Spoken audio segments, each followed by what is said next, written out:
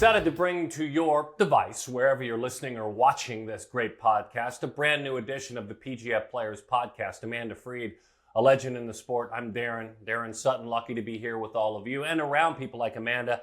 And Amanda, athletes like Amayah Doyle. There's a spiritual drive to her, certainly. Her faith means everything. She's a gifted infielder, the number one in the country, certainly. Coach Weekly talked about her a bunch when we ran into her at the PGF Championships. We're going to kind of find out what makes Amayah Doyle tick. She took time, pulled off before a church meeting, got to good Wi-Fi to do the conversation. Seemed like she was a 30-year-old doing a job interview. So mature, yet so talented. Well, and you wonder how she's going to fit a collegiate career into everything else that she's doing in her life, giving back, being a part of family, being a part of church. I mean, that's what I really love about these athletes and getting to know them is the amount of activities they're involved in, the amount of giving back there is, the way that they're able to balance and time manage is incredible.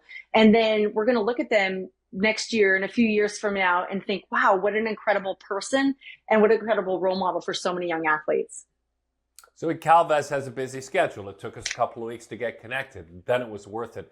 I think one of my big takeaways, the relationship with her big brother, Julian, who's a talented offensive player, rushes on the ground when he gets his opportunity, has touchdowns at Grambling. Social media is wonderful. He's proud of his college journey.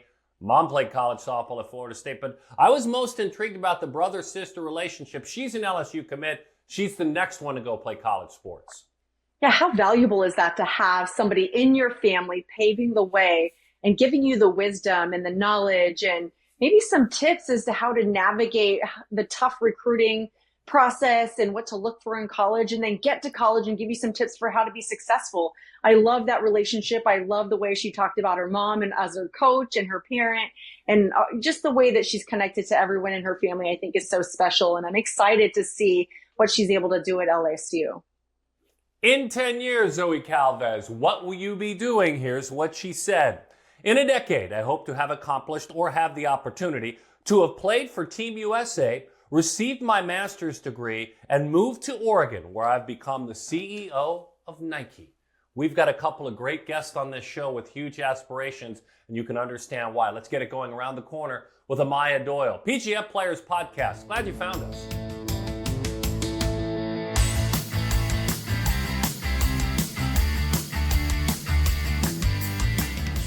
So what a great way to start off this episode, because connecting with Amayah Doyle, just watching her play from afar, and then obviously as a futures All-American, it's been a joy. But then understanding who she is as a young woman, what she's accomplished off of the diamond, it's even better if that's possible for the Tennessee commit.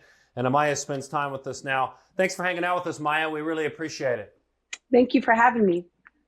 So here you go into your senior year, Carterville, Illinois, Carterville High School.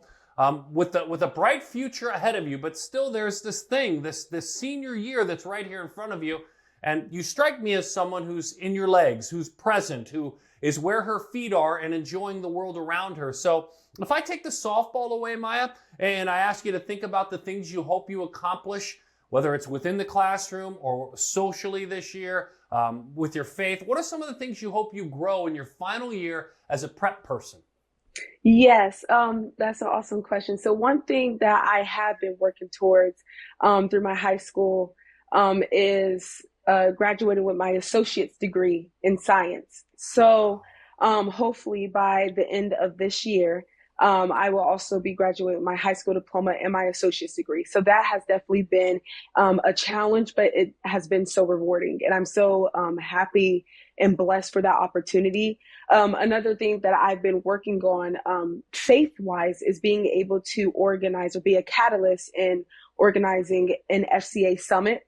So on October 4th, actually, we will be hosting the first leader summit for fellowship and Christian athletes at SIUC, Southern Illinois University.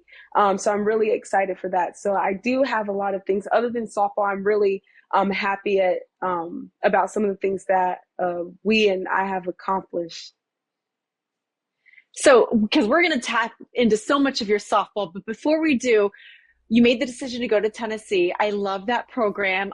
Did you see some crossover in some of the things you were able to be involved in at home, and maybe what you can carry on into your career at Tennessee, maybe creating FCA type of events, or just furthering your passion that you've been working on at home while you're in college?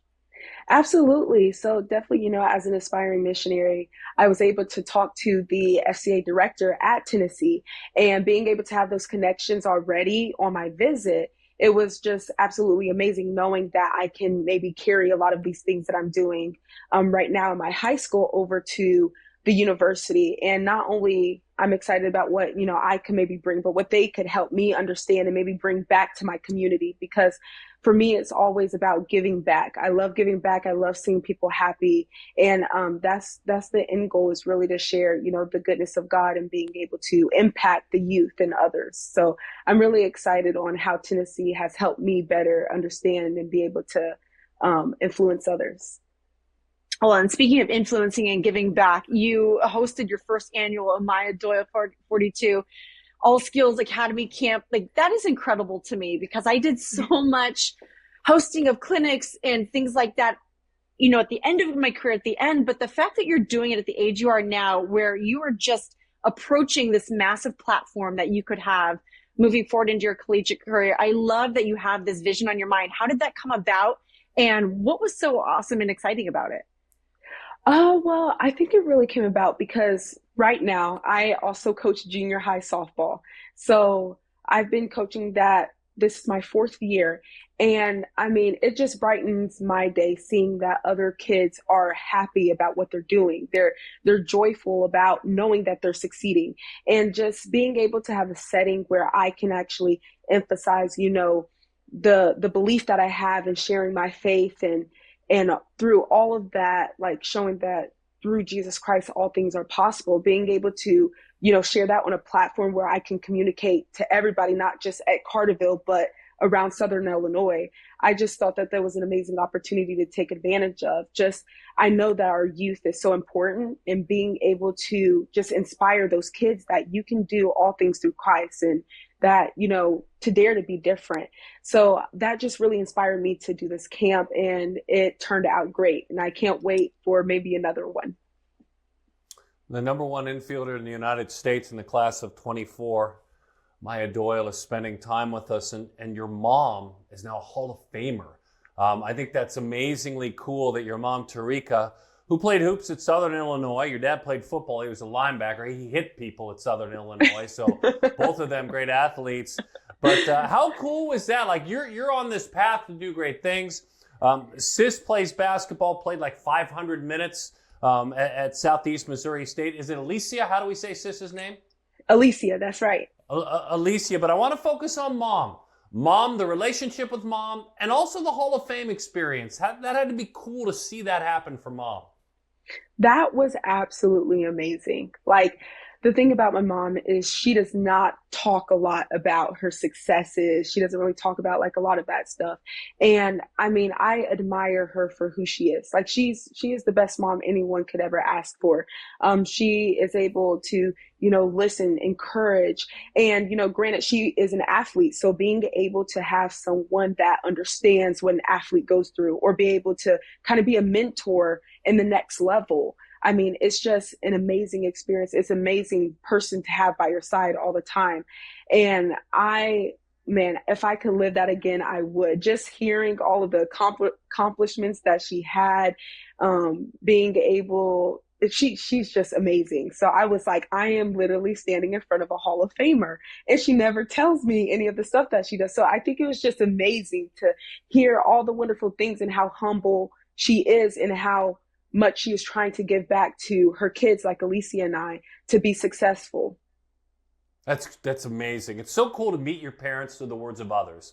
I'm much older. My dad is no longer here, so cherish that, obviously. But I still love hearing stories about it. He was a Hall of Famer, too, in baseball. I love hearing stories about him from his colleagues and those that liked him, those that got to know him. It's very intriguing. I would love to know what your sister has shared with her about her college basketball experience. You're now, a year away from being in that same kind of grind. How has she handled it? I know, as I said, she played quite a bit, like 500 minutes last season. What has she shared with you? She definitely shared with me that it's a lot of work. just how academics, they expect your full effort, so does, being an athlete expects your full effort. So I think that the thing that she has relayed over to me is definitely time management, being able to prioritize, being able to, know your schedule. And one thing I admire about Alicia is she is willing to put in that extra work. And by her, being able to start as a freshman and getting some great time in, she put in a lot of that work. She did a lot of things that was different than what her teammates did. And I just admire her for that. And she is rubbing off on me in a positive manner. And I'm grateful for her for that, to daring to be different, because that separates a good player from a great player. So she is not only a role model, but she's just an amazing person. And when you go into Tennessee, what are you hoping to accomplish your freshman season? What do you know about the team? How do you see yourself fitting in and playing that integral part of that program? It's a fantastic program, and I think you're going to be impactful right out the gates. But what do you hope to be to that team when you get there? Obviously, I want to be able to play, but most of all, I want to leave an impactful, memory that, I'm loving. I prioritize what needs to be prioritized. Like it's great to be a great player, but an even better person, and being able to fit into a culture and impact people's lives outside of softball is what really matters. We play softball for 4 years, some for longer, but at the end of the day, I just want to be a great person and be able to impact somebody when needed. Of course, I want to come in and I want to play, but at the end of the day, I just want to play where they need me to be. So if that's third base, I'm used to being third base playing, but if that's outfield, I'm going to get some fly balls in for sure. But wherever they see me, I'm going to play for sure. Yeah. Oh, that's awesome. What was I going to add? Oh, I missed it. When we asked you about your before the PGF Futures All-American game, we were asking about the what you would do to change the sport, and I thought your thoughts were very your comments were very thoughtful. You everything that you say kind of leans towards other people. So your mom and your dad, obviously, that humbleness is rubbed off on you. But you talked a lot about like giving athletes opportunities to be seen who might not otherwise have those opportunities, who couldn't afford them, who can't travel, because that's the name of the recruiting game these days, right? Is you travel to be seen, and you get on these big organizations that travel to the big tournaments to be seen. But as you know, I'm sure there are so many untapped athletes who might not have those opportunities, but who could be just equally as impactful at the next level. What sort of solutions have you come up? I had a couple of things run through my mind as well, but when you think about that, like what brought that to your attention, and how could you maybe see that changing for your sport in the future? Well, one thing that really brought to my attention is the people around me. Carterville is such a small community, and knowing that, there are a lot of local teams around, but everybody says, those big tournaments in California, Florida, wherever those tournaments are, those are where the coaches are. And, I've seen that a lot of my teammates that are great players just don't have that opportunity, whether it be financial issues, whether it be transportation issues. Like they just don't have the opportunity to be in front of SEC, Big 12, the Power 5 schools. And it hurt me a little bit, because it's really unfortunate that we are, our system is kind of where it's leaned to, people who can travel or people who can provide. And I know that, it's needed that, we're able to share the love with everybody. We're able to give everybody an equal opportunity. I believe just because, someone can't go or someone isn't financially stable doesn't mean that they're lesser of a person and lesser of a softball player. So some things that I've been thinking about is really, through this running the camp, maybe like growing it where it could be, something bigger where maybe I can pour out and be able to provide for somebody to go play on a travel team. And just having that one person and impacting that one person's life and giving them an opportunity. That will make a difference in my life, knowing that I helped someone that might have not had the opportunity that I was so blessed to have. Goodness gracious. What an incredible answer. What a thoughtful answer. Tell me about Dad, Ron. Obviously, we've talked about sis and we've talked about mom. We talked about dad back in the day playing college football, but he's dad now. So tell me a little bit about him, the impact he's had on your life. Oh, my dad, he's amazing. He is definitely the peacemaker. He is assistant pastor. So anytime that I go to him, he quotes out of the Bible. Like there's nothing you can say back because it's all true. And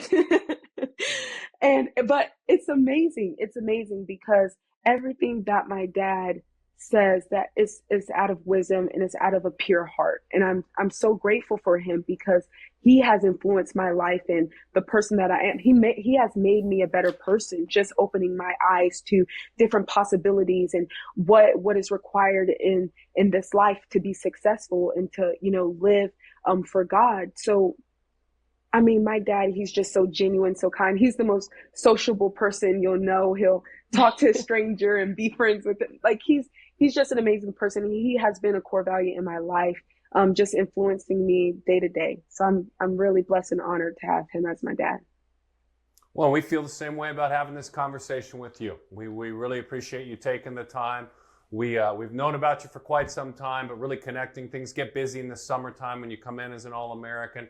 It's a real pleasure for us to spend these 10, 15 minutes. And I think it's great for the young athletes too. So thanks for taking time on behalf of all the young athletes that'll watch this. Absolutely. Thank you so much for having me. I appreciate it. Great conversation with Amayah Doyle. When we come back, another one of those spectacular conversations. Thanks for spending time with us. This podcast, it dropped, I think, just at the right time for you. This is the PGF Players Podcast. More in a sec.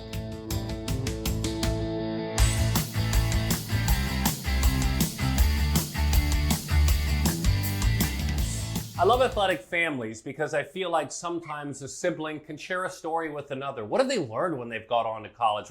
What has happened with them at their experience? Are there pitfalls that the younger sister or brother has to look out for? And in Zoe Calvez's case, that's exactly what I'm sure has gone on. But then there's her journey as an athlete, as a softball player, the fact that she's earned that commitment to LSU and head coach Beth Torina, that great staff there, and all she's accomplished. There's so much in her story. The future's All-American. We enjoyed being around her, certainly, and she spends time with us now. She's at a Winter Garden, Florida. Zoe, thanks for hanging out with Amanda and I. We really appreciate it. Thank you for having me. So is it true? Is it true that Julian, who plays a very offensive position at Grambling, is an impact player on the ground, has crossed into the end zone and helped them? What a fun opportunity. Is it true that you've had questions for him and he's shared stories with you and you've learned what college sports looks like already? Yes. Ever since he left, I've had questions about, the athletic side, being a student athlete, how it is to manage, going to school, getting up for workouts, how he's dealing with some stuff and he's been nothing but, giving me so much information and giving me what I should expect when I get to college. And I just love it so much and he loves it. So he thinks I'm having a great time. His social media seems like he loves it. I mean, it's electric. And Grambling's colors and uniform and passion are amazing. I love checking in on Julian. Real quick, Amanda, I have one more quick follow-up. What's the greatest thing you've learned from him as you head into your college journey here down the road at LSU? What's the one thing that you might say, that's even surprising that I've learned that? Maybe about taking in everything when you go up there, like the little things that you wouldn't expect, you want to know, you should know, as in, you might want to get more involved in the school perspective instead of not just sports friends, but, the school side of things and make school friends as well as just athletes. I actually love that advice because it's easy to get wrapped up, especially when you go to a program like LSU in the athletic department, because the schools, the universities do a really good job of making you feel like a tight-knit family. But I love the idea of getting out and really connecting with the bigger LSU community. So I'm curious, when you were going through the process, because there are a lot of athletes doing it right now, trying to choose their college, trying to figure out what the right fit is. You probably had a chance to talk to your brother a little bit about his process through it. But for you, what was it about LSU that made you feel like this was the place for you for your collegiate career? Yeah, so LSU was my first college camp when I was in about 6th grade, and I was super scared to go, but as a kid, I had so much fun. And by the time I was done, I wanted to go every year. I wanted to keep going back. And from there to my visit, it was such a great atmosphere. And, we went back and had a barbecue at Coach Beth's house and played cards with the team, and going to the camps and how much they've helped me develop, and the little things in like my slapping game or outfield, that I've put into my game is just so great and amazing. And I just wanted to be a part of that. Well, and you do mention athletes that you were able to look up to, which is kind of fun when you can see yourself in the program and they're like-minded athletes like the Sierra Briggs you said you enjoy watching so much, and Aaliyah Andrews. How do you see yourself fitting into that type of a mold? Describe yourself as a slapper and what your game looks like offensively. We'll start there.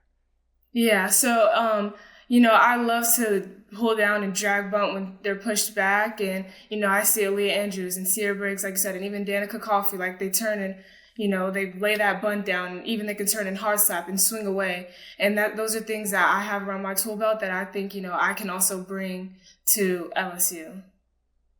What have you enjoyed most about playing for the Vipers program as far as travel softball is concerned? Really the relationships. I mean, I built such best friends with my whole team, and traveling around the world with my best friends, like you can't ask for more than that. So it's interesting that you talk about that, because when you pull, and I was explaining this to a friend of mine about travel sports, I said it's not like high school, and there's nothing wrong with high school sports. They build a community, there's no doubt. That's a different kind of a vibe. But are you better because you play with players that are equal to your skill set, and in some cases better than you are? Are you better because that's what your roster looks like? And if so, explain how. I think playing with people who want the same thing as you is always good for you. If you play with someone who, might not have the same goals, you might disagree on some things. Not that it's a bad thing, but surrounding yourself with people that want the same goal for you and the same end goal as you, I think also helps you better yourself as well as the people around you. So real quick, Zoe, what do you want? What's your goal? If you can say that they have a similar goal to you, what's your goal or goals? What do you want? So yeah, my first goal was, playing D1 ball and playing at the next level. And then after that, going on to coach and give back to the community, and, high school or college, coach and help others develop the way people have helped me develop. Well, and you've had some international play experience already, which I think is so cool to be able to do that in 2020, go out, play internationally, and have a little bit of a taste of what it means to represent the USA. That was a little bit of a goal as well, right? Talk to me about the potential in that being a path for you as well. Yeah, Taiwan was so much fun. We went I was in about 8th grade, so it was right before COVID, which was a little scary, but going out there was so much fun. I loved it. I mean, if I could coach international too or play international, that would be amazing. I loved it. I'd do it again. I loved it so much. And what's next for you in your game? What specifically, if you say, this is the player I am now, obviously very good, very talented, top of my game, one of the best, but I know what it takes to be one of the best at LSU because you've been watching it for years. What in your mind is the thing or things that are going to take you to the next level to being successful in college? I think adding a more slapping game to my belt, like the chop slap or the soft slap, getting better at those things and getting more successful and adding that to my tool belt. Your mom played at Florida State. I'm sure there's stories to tell. I'd love to know a little bit about Felicia as a human, but then also Felicia, the softball player. Let's break that open a little bit because, it's not always the athlete now. It's the mom, the responsible one who's in charge of your well-being. But then again, there is the cool part that she was an athlete at a Power 5 program. Tell me a little bit about both with mom. Yeah, so she's been my coach since as long as I can remember. I think she stopped when I got into 18U. And she got me into slapping, and she was a slapper herself. She got me in it as a young age, and she's been my coach and giving me these little tips here and there and helping my games for, my whole life. And, she loved FSU and she loved that I'm also going to a D1 school just like her. And just, it's amazing how we can compare, like when I get there, how we can compare stories from when she was in college to when I was in college. And she's just so excited to watch me play. I'm surprised, they're not going to move up there and watch us play. We talk so much about like the parent-athlete relationship, the coach-athlete relationship, what that car ride looks like, but you have both wrapped into one. I tried coaching my daughter who's 9 now, and it is difficult. So I'm curious, like, what's the secret recipe for mom and daughter? And obviously she gave you so many incredible tools and wisdom to get to where you are, but what were those car rides like? Yeah, there's also days where you're mad and, you think like, oh, she's just being mom right now. But, she really knows what she's talking about and she just wants the best for you. And so I think more of like looking at it as she's trying to make you better and not like, oh, she's just being mom and nitpicking at everything. But, she always tried to be supportive and she always gave me the right things at the right time. So I think just looking at it as she's trying to make me better and just take it in as much as I can. That's what it is. Yeah, makes sense. Hey, by the way, so is it at all challenging? I mean, I understand your optimistic point of view. Is it ever challenging to have mom as a coach for so long? Yeah, it always is. Yeah. Yeah. But for the most part, of course, like we're going to butt heads because, I'm thinking, she's just talking to me because I'm her daughter. And I'm thinking like, oh, she just wants to do this because I did something wrong. But families fight, but at the end of the day, I love her and she loves me and only wants the best for me. So I always took it as her making me better. So pretend I'm going to go spend a couple hours with Frederick Calvez, and I need your scouting report. What kind of guy am I hanging out with? How do I get to know him? What does he like to do? What makes him smile? Tell me a little bit about Dad Frederick. Oh, my dad, I love him.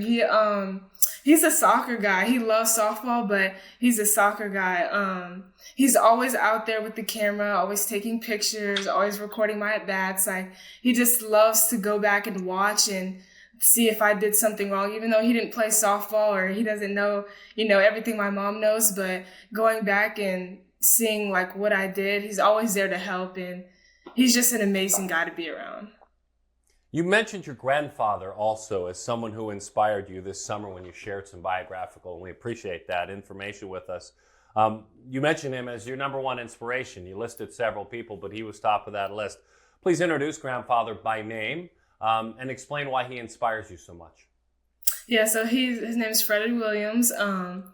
He's been there since, same as my mom since the beginning. And when I used to do other sports, if it wasn't my mom taking me, he would take me. He's always there for me, giving me advice. I just love him so much, and he just only wants the best. And, he's so proud of me, and I just love that he's always by my side.